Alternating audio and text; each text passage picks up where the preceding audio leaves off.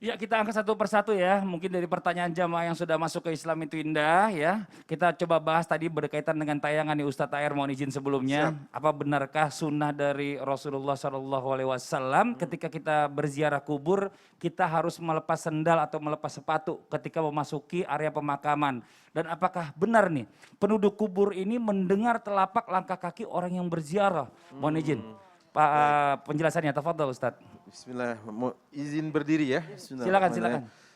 Assalamualaikum warahmatullahi wabarakatuh. Waalaikumsalam warahmatullahi wabarakatuh. Alhamdulillah, wassalatu wassalamu ala rasulullah wa'adu. Kepada Ustadz Maulana, Ustadz Syam dan Bang Fadli.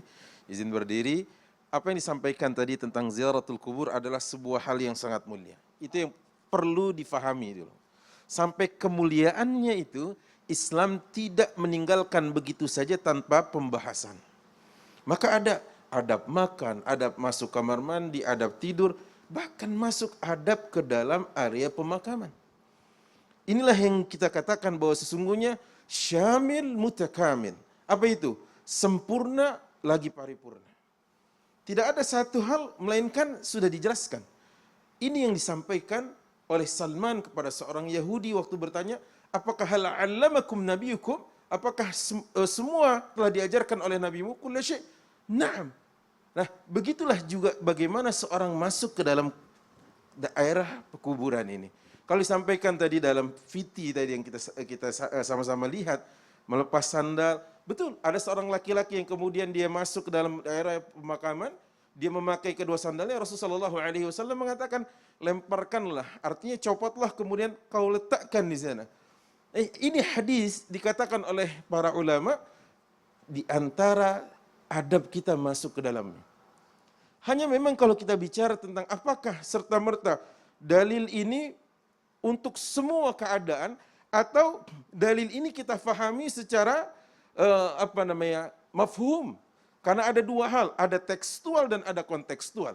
Ada mafhum, ada mansus, ada mafhum. Bagaimana cara memahaminya? Kalau secara mansus berarti kita hanya memahami secara tekstual.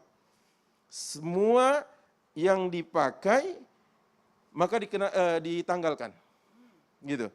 Termasuk kalau misalkan Ustadz, apakah zaman dulu, misalkan Bang Fadli tadi tanya, ya.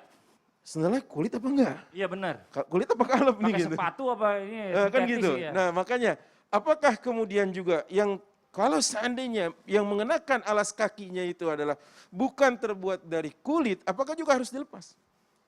Bakyak misalnya. Betul. Gitu ya, trompa misalnya. Nah, apakah juga harus dilepas? Melihat ini bagi mereka yang secara mansus, secara tekstual, ya udah semua jenis alas kaki, ya maka harus dilepas, baik sandal maupun sepatu. Tapi kalau yang berpendapat bahwa mansus juga, yang tekstual tadi, maka yang hanya terbuat dari kulit. Kalau yang melihatnya secara mafhum, tunggu dulu. Apakah ini serta-merta langsung gebiah-uyah, alas kaki lepas sebelum masuk? Yang kedua, keadaannya penuh duri, ada kerikil, ada bebatuan, jalannya becek, daerah pemakamannya belok gitu ya. Kalau kata orang Betawinya dibel gitu. Kalau kita injek, alas kaki makin tebal gitu. Atau kaki kita mungkin saja terpleset. Nah, bagi yang melihatnya secara mafhum, disesuaikan dengan keadaan. Gitu. Tadi Ustaz Maulana, ya katakan, kalau gitu gimana dong? Kalau seandainya jalanannya penuh dengan air, nah, itu caranya adalah melihat secara mafhum. Andaikan di situ ada jalanan yang tidak bersahabat, ada sejumlah duri, kerikil, dan sebagainya, mungkin saja ada serpihan beling atau paku dan sebagainya, maka harus tetap digunakan. Karena sesungguhnya darar, hal-hal yang berkaitan dengan berbahaya bagi kita, harus lebih didahulukan ketimbang jalbul masalih. Karena ada kaidah mengatakan darul mafasidi muqaddamun ala jalbil masalih. Mencegah hal yang bahaya harus kita dahulukan ketimbang kita mendapatkan kemaslahatan. Maslahat dengan kita menggunakan melepasnya ada maslahat. Tapi kalau kita menggunakannya terhindar dari hal-hal yang membahayakan harus didahulukan. Wallahu a'lam bishawab. Wah, saya pengen tepuk tangan luar biasa, Masya Allah penjelasannya guru Kan kita ya. keselamatan. Iya, jadi kita lihat juga situasinya kayak gimana kalau memang memungkinkan ya tempatnya ini bagus, datar, nggak membahayakan ya, kita bisa copot tuh sendal sepatu kita. Betul. Tapi kalau di situ tempatnya banyak duri, banyak beling dan lain-lain, pakailah sepatu atau sendalnya. Pakai. Masya Allah.